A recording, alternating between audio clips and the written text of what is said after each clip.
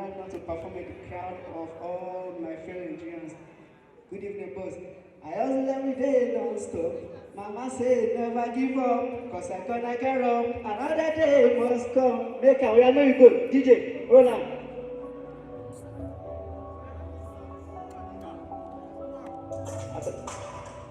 Àtọ̀ Bobby, ẹ máa take care bẹ́ẹ̀.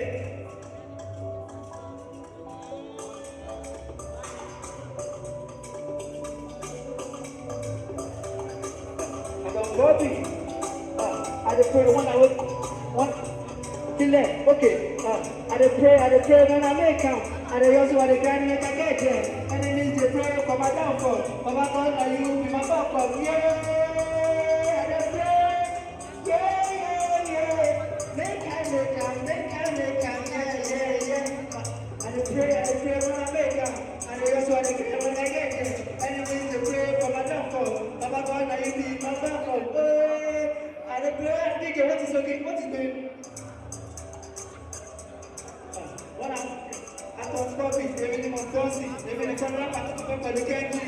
When I get there, when I made a medical, every night I don't know why to push people. I depend on my dad and make society. Only in the sick to the rap, only in Canada, to work with my share. I did not have to go, everything I meant to. I didn't have to go for sending me the picture. Everywhere I had to go, I chose. I did not have to go, I did not just it. When I came here, I didn't push it. What is it first to me? I like push it.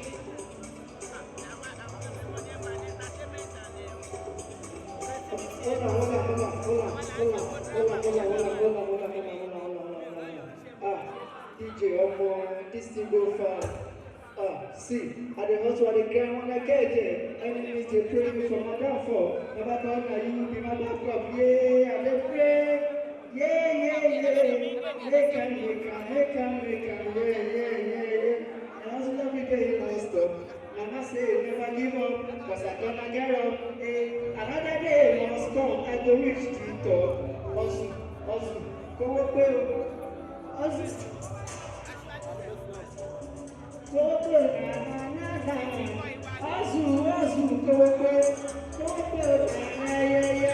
When I get to the stop, I pray. All of four, see, I can stop it. When I first start, if you know the day, I try to see people. I depend on my dad and my stand. Only with the sick with the back, the only go. Only when I say to you, I share them. I see rap, I see joke, everything I make sure. I see people with the book, I see with the picture. Everywhere I see the way they can trust me. I see club, I see church, I see man trust me. What you carry, who you are. I didn't know shit. What you say is what you need. And I don't know shit. Hold up.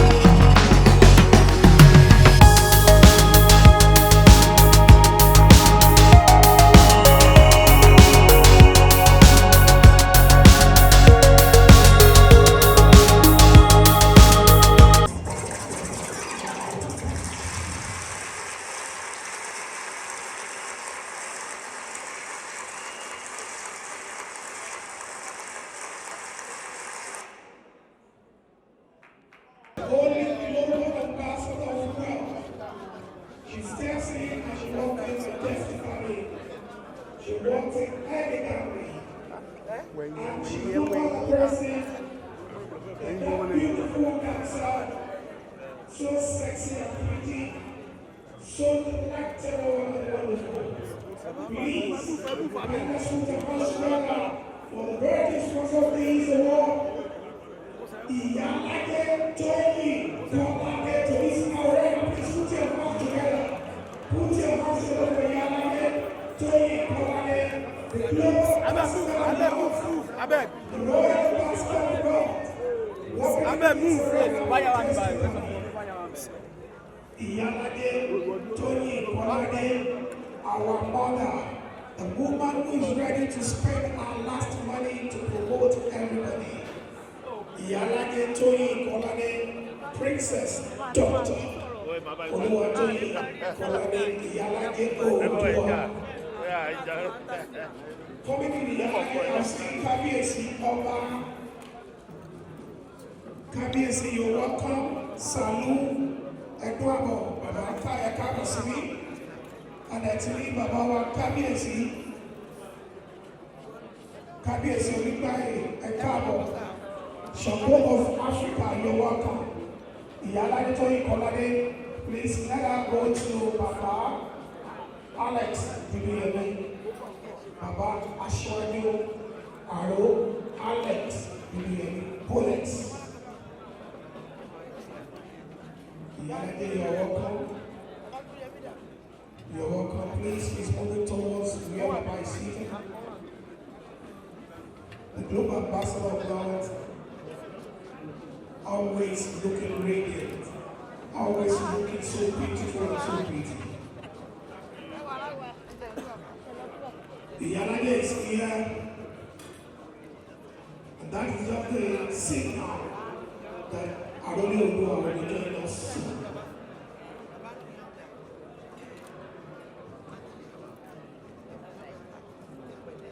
The Professional Women Association, I welcome you once again. I appreciate you. Barrister, I just said, I've not been seeing you around there. I just said my personal person.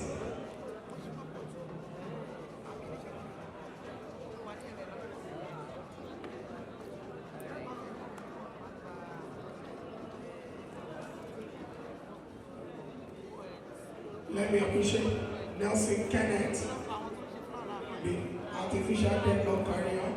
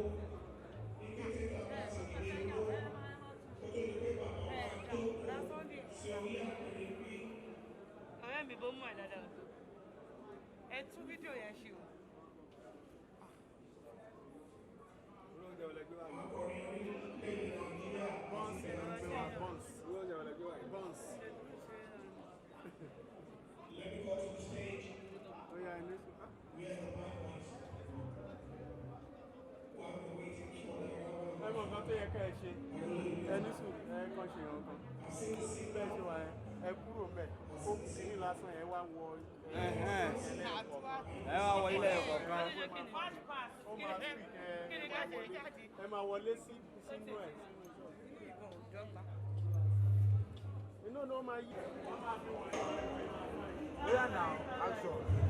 Oh yeah, action.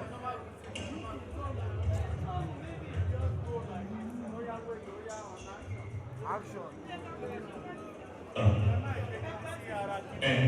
Máa mú jáde. Ó yá action.